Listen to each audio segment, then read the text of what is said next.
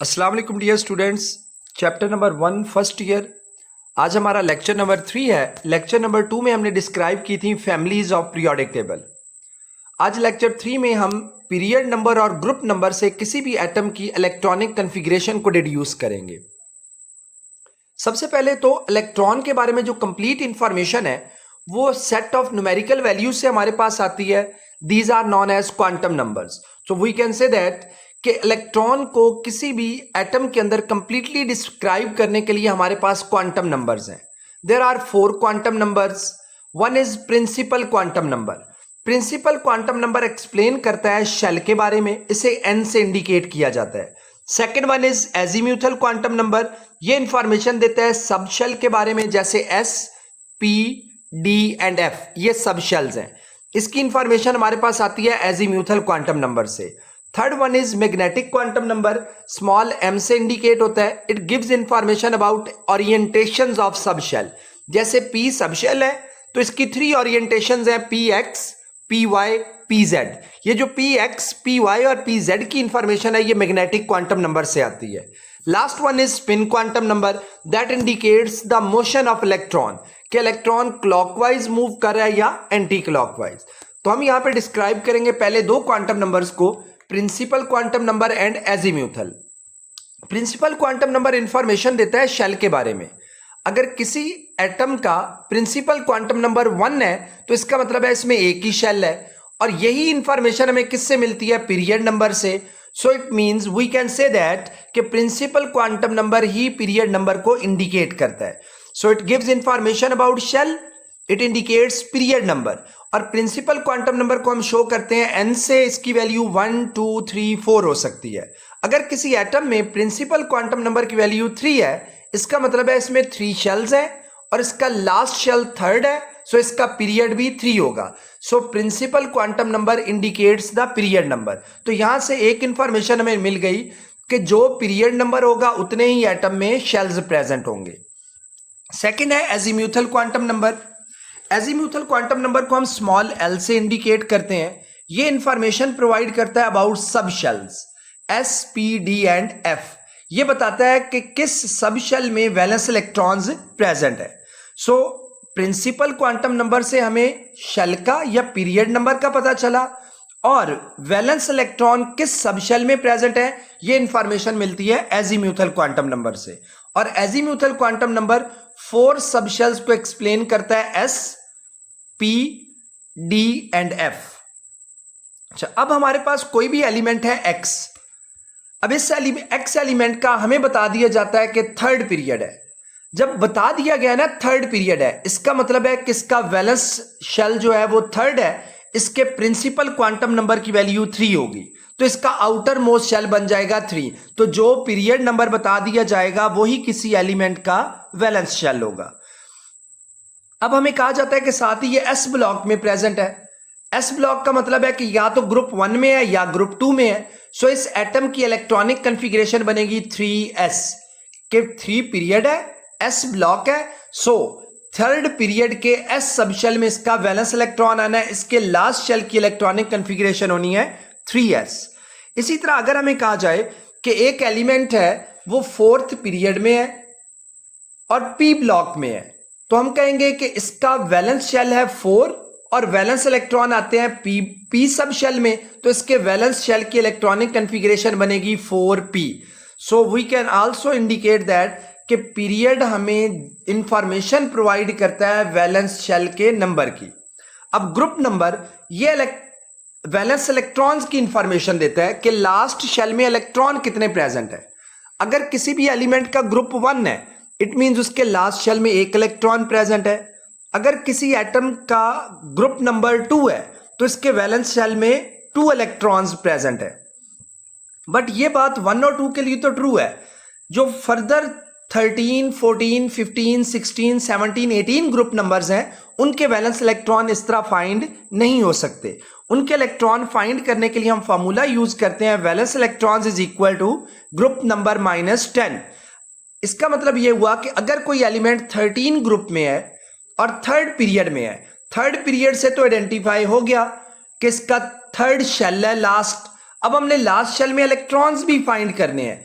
Group number हमें given है 13 में से 10 माइनस कर देंगे, हमारे पास इसका ग्रुप आ जाएगा 3। So this element is present in third period and third group. और इसके वैलेंस शेल की अमाउंट भी, वैलेंस शेल में इलेक्ट्रॉन्स भी कितने हैं 3। 13 पीरियड में 10 माइनस कर देंगे तो ये वैलेंस इलेक्ट्रॉन्स आ जाएंगे 3। अब इसी की हम इलेक्ट्रॉनिक कन्फिग्रेशन फाइंड करते हैं कि X is the element that belongs to 13 group and period number 3। अब ग्रुप नंबर 13 है, इसमें से 10 माइनस किया तो इसके वैलेंस इलेक्ट्रॉन आ गए 3। So it has 3 valence electron, जबकि पीरियड इसका 3 है, मींस लास्ट शेल इसका थर्ड है। It means third valence shell में 3 इलेक्ट्रॉन्स हैं। अब थर्ड शेल में 2 ऑर्बिटल हम यहां पे इंडिकेट करेंगे S और P, और इलेक्ट्रॉन कितने एडजस्ट करने हैं 3। 2 आ जाएंगे S में और 1 आ जाएगा P में।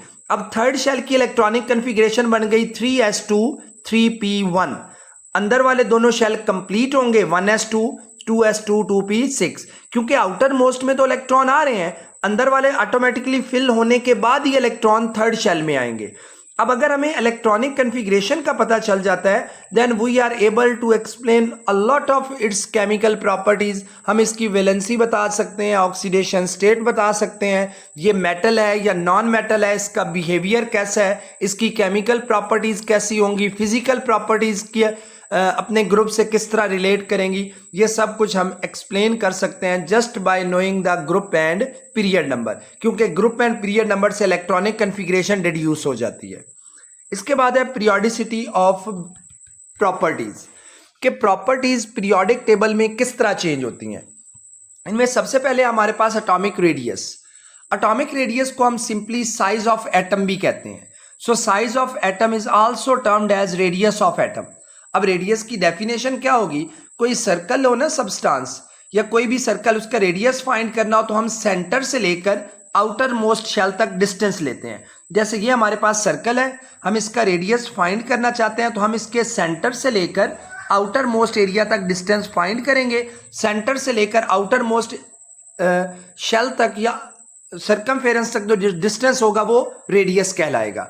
तो अगर हम एटम को स्फेरिकल कंसिडर करें तो इसके न्यूक्लियस से लेकर आउटर मोस्ट शेल तक जो डिस्टेंस है वो क्या कहलाएगा, रेडियस। बट रेडियस तो एक्यूरेटली फाइंड ही नहीं हो सकता। इसकी क्या रीजन है, क्योंकि कहीं पे भी अगर एटम एग्जिस्ट करेगा तो इसके नियर बाय एटम्स भी होंगे, अगर नियर बाय एटम्स होंगे तो उनके इलेक्ट्रॉन्स भी होंगे, और इलेक्ट्रॉन को क्या करते हैं, रिपेल करते हैं। तो इलेक्ट्रॉनिक रिपल्शन की वजह से या साथ वाले एटम के न्यूक्लियस की अट्रैक्शन की वजह से electronic cloud of atom disturb हो जाएगा। जब इलेक्ट्रॉनिक क्लाउड डिस्टर्ब हो जाएगा तो इसका मतलब है size of atom exactly find नहीं हो सकता। तो पहली रीजन जिसकी वजह से एटॉमिक साइज एक्यूरेटली फाइंड नहीं हो सकता, that is the effect of electronic cloud of nearby atom. Second, we can not say that what is the valence where is the valence electron present, means there is no sharp boundary of atom। Atom की कोई sharp boundary नहीं है, हम confined नहीं कर सकते कि यहां तक इसका वैलेंस शेल हो सकता है, इसके बाहर नहीं हो सकता। तो जब शार्प बाउंड्री ही नहीं है, फिक्स्ड बाउंड्री ही नहीं है, तो इसका रेडियस भी एक्यूरेटली फाइंड नहीं हो पाएगा। तो यहां पे साइज ऑफ एटम को अगर हमने एक्सप्लेन करना हो तो हम एटॉमिक रेडियस का सहारा लेते हैं। इसे हम डिफाइन करते हैं average distance from nucleus to outermost shell. और साथ हम कहते हैं कि atomic size can not be determined accurately due to following reason. कौन कौन सी, electronic cloud of atom is affected by nearby atoms. जब इलेक्ट्रॉनिक क्लाउड इफेक्ट हो जाएगा तो न्यूक्लियस से आउटर मोस्ट शेल का डिस्टेंस भी इफेक्ट हो जाएगा, सो एटॉमिक साइज भी इफेक्ट हो जाएगा। There is no sharp boundary of atom, क्योंकि एटम की कोई फिक्स्ड बाउंड्री नहीं है। We can never say that कि यहां तक इलेक्ट्रॉन हो सकते हैं, इससे आगे इलेक्ट्रॉन नहीं हो सकते। Probability of finding electron can not B zero even at large distance. तो फिर अगर हमने एटम का रेडियस फाइंड करना हो तो हम कैसे करते हैं, हम फाइंड करते हैं दो सिमिलर एटम्स के दरमियान, उनके न्यूक्लियाई के दरमियान डिस्टेंस। ये दो सिमिलर एटम्स है हमारे पास, इनके न्यूक्लियाई के दरमियान हम डिस्टेंस फाइंड कर लेंगे। एक का न्यूक्लियस ये है बेटे, दूसरे का न्यूक्लियस ये है। दोनों के न्यूक्लियाई के दरमियान हम डिस्टेंस फाइंड करेंगे और इस डिस्टेंस का हम हाफ ले लेंगे। तो इसे हम डिफाइन करेंगे half of the distance between two identical nuclei या two identical atoms bonded together. दो आइडेंटिकल एटम्स जो एक दूसरे के साथ बॉन्डेड है, उनके न्यूक्लियाई के दरमियान का डिस्टेंस फाइंड करेंगे और उसका हाफ ले लेंगे। तो half of distance between two identical atoms that are bonded together, that is called atomic radius. ये एटॉमिक रेडियस कहलाएगा। इसका मतलब है कि जो टाइप की बॉन्डिंग होगी ना, वो एटॉमिक रेडियस को इफेक्ट कर सकती है। अगर नेचर ऑफ बॉन्ड चेंज हो जाएगा तो ऑटोमेटिकली एटॉमिक रेडियस भी चेंज हो जाएगा। तो यहां पे जब हमने दो सिमिलर एटम्स लेने हैं तो उनके दरमियान अज्यूम करना है कि just covalent bond is present, सिर्फ कोवलेंट बॉन्ड होना चाहिए। मेजरमेंट, इसे हम मेजर कर सकते हैं बेटे स्पेक्ट्रोस्कोपिक टेक्निक के जरिए या एक्सरे एनालिसिस के जरिए। इसके यूनिट्स पिकोमीटर या एंगस्ट्रम है। पिकोमीटर 10⁻⁻12 मीटर के इक्वल है, एंगस्ट्रम 10⁻⁻10 मीटर के इक्वल है। फैक्टर इसे कौन कौन से इफेक्ट करते हैं? एटॉमिक नंबर इफेक्ट कर सकता है एटॉमिक रेडियस को, इफेक्टिव न्यूक्लियर चार्ज इफेक्ट कर सकता है, शील्डिंग इफेक्ट। अब हम इन्हें एक एक करके एक्सप्लेन करते हैं। एटॉमिक नंबर कैसे इफेक्ट करेगा? जैसे जैसे एटॉमिक नंबर बढ़ता जाएगा, वैलेंस शेल के इलेक्ट्रॉन पे न्यूक्लियस की अट्रैक्शन बढ़ जाएगी। अगर न्यूक्लियर अट्रैक्शन बढ़ती है तो इलेक्ट्रॉन न्यूक्लियस के क्लोज आ जाएंगे। जब इलेक्ट्रॉन न्यूक्लियस के क्लोज आएंगे तो एटॉमिक रेडियस डिक्रीज हो जाएगा। Same is the explanation of effective nuclear charge. Effective nuclear charge का भी मतलब है attraction of nucleus on outer most electrons. जैसे जैसे न्यूक्लियर चार्ज बढ़ता है, इलेक्ट्रॉन के लिए अट्रैक्शन बढ़ जाती है, इलेक्ट्रॉन न्यूक्लियस के करीब ड्रा हो जाते हैं तो साइज डिक्रीज हो जाएगा। शील्डिंग इफेक्ट कहते हैं नंबर ऑफ इनर इलेक्ट्रॉन्स की वजह से जो न्यूक्लियस की अट्रैक्शन आउटर मोस्ट शेल पे कम हो जाती है। Means decrease in attraction of nucleus on outermost electron due to inner electrons. अगर अंदर इलेक्ट्रॉन ज्यादा होंगे, इनसाइड शेल्स ज्यादा होंगे, तो न्यूक्लियस की पहुंच आउटर मोस्ट शेल पे कम हो जाएगी। आउटर मोस्ट इलेक्ट्रॉन पे अट्रैक्शन न्यूक्लियस की डिक्रीज हो जाएगी। ये कहलाता है शील्डिंग इफेक्ट। इसका मतलब है जितने ज्यादा शेल्स होंगे उतना ज्यादा शील्डिंग इफेक्ट होगा और इसमें न्यूक्लियस की अट्रैक्शन आउटर मोस्ट शेल के लिए कम हो जाएगी। सो जैसे जैसे शील्डिंग इफेक्ट बढ़ता जाएगा, ऑटोमेटिकली न्यूक्लियस की अट्रैक्शन आउटर मोस्ट शेल पे डिक्रीज हो जाएगी, तो इलेक्ट्रॉन वाइडली डिस्ट्रीब्यूट हो जाएंगे, साइज ऑफ एटम इंक्रीज हो जाएगा। अब in period, atomic radius period में कैसे चेंज होता है? लेफ्ट टू राइट अगर हम देखें तो शेल सेम रहता है। अगर शेल सेम है तो इनर शेल भी सेम है, मींस शील्डिंग इफेक्ट सेम रहेगा।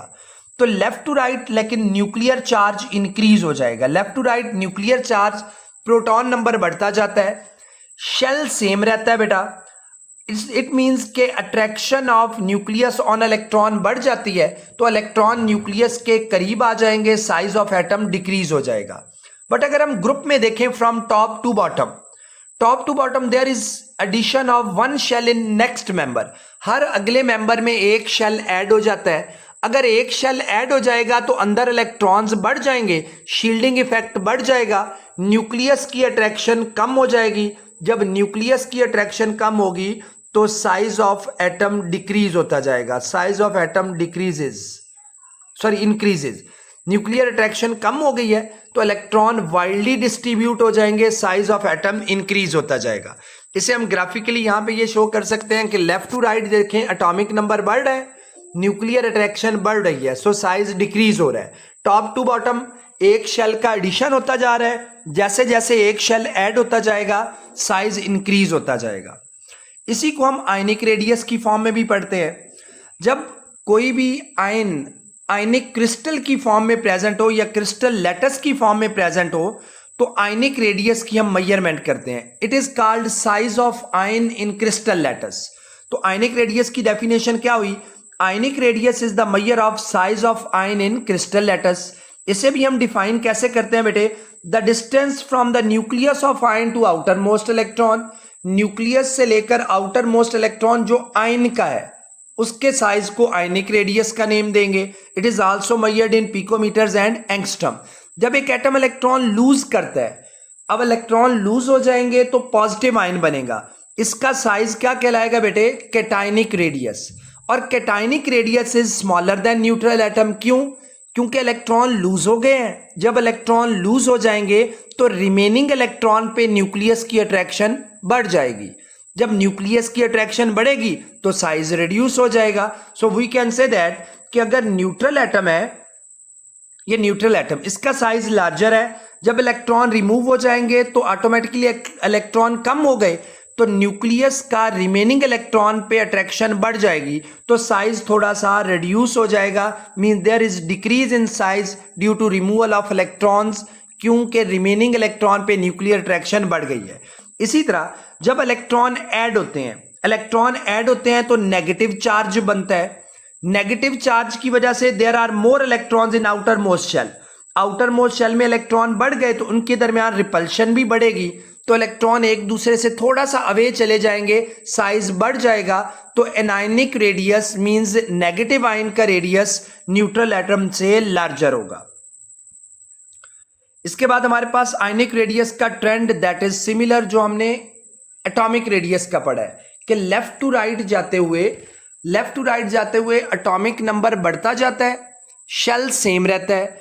इसका मतलब है लेफ्ट टू राइट जाते हुए जो आयनिक रेडियस है वो भी डिक्रीज होता जाएगा। क्यों? क्योंकि एटॉमिक नंबर बढ़ रहा है, शेल सेम है, तो न्यूक्लियस की अट्रैक्शन इंक्रीज हो जाएगी, जिसकी वजह से आयनिक रेडियस डिक्रीज होता जाएगा। अप टू डाउन ये भी इंक्रीज करेगा। क्यों? क्योंकि अप टू डाउन एक शेल का इजाफा होता जाता है। जैसे ये एक शेल बढ़ेगा तो nuclear attraction outermost electron के लिए कम पड़ जाएगी। So ionic size up to down increase होगा, चाहे ये कैटायन हो चाहे एनायन हो। इसे सिमिलरली इसी मेथड से एक्सप्लेन करते हैं जिस तरह एटॉमिक रेडियस एक्सप्लेन होता है। तो जैसे यहां पे देखें, अप टू डाउन अगर देखा जाए लिथियम को, जैसे ही हम लिथियम से डाउनवर्ड मूव करते हैं, लिथियम का साइज स्मॉलर है, लिथियम पॉजिटिव का, इसके बाद सोडियम पॉजिटिव का ग्रेटर है, देन नेक्स्ट मेंबर पोटेशियम का और ग्रेटर, रुबिडियम का सबसे ग्रेटर। तो अप टू डाउन आते हुए एक शेल ऐड होता जाता है, सो साइज बढ़ता जा रहा है। लेफ्ट टू राइट अगर देखें तो साइज डिक्रीज हो रहा है। जैसे ही हम सोडियम से ब्रिलियम की तरफ मूव करते हैं तो साइज डिक्रीज हो जाएगा। ये तो पॉजिटिव आयन का आ गया। नेगेटिव आयन का भी सेम है। देखिए लेफ्ट टू राइट ये नेगेटिव आयन है, शेल सेम है, न्यूक्लियर अट्रैक्शन बढ़ जाएगी तो साइज डिक्रीज हो जाएगा। Up to down negative ion का साइज बढ़ता जाएगा, जैसे फ्लोरीन से क्लोरीन, ब्रोमीन और आयोडीन। सो ओवरऑल इनका ट्रेंड सिमिलर है। This is all about atomic radius, ionic radius में कैटायनिक रेडियस और एनायनिक रेडियस।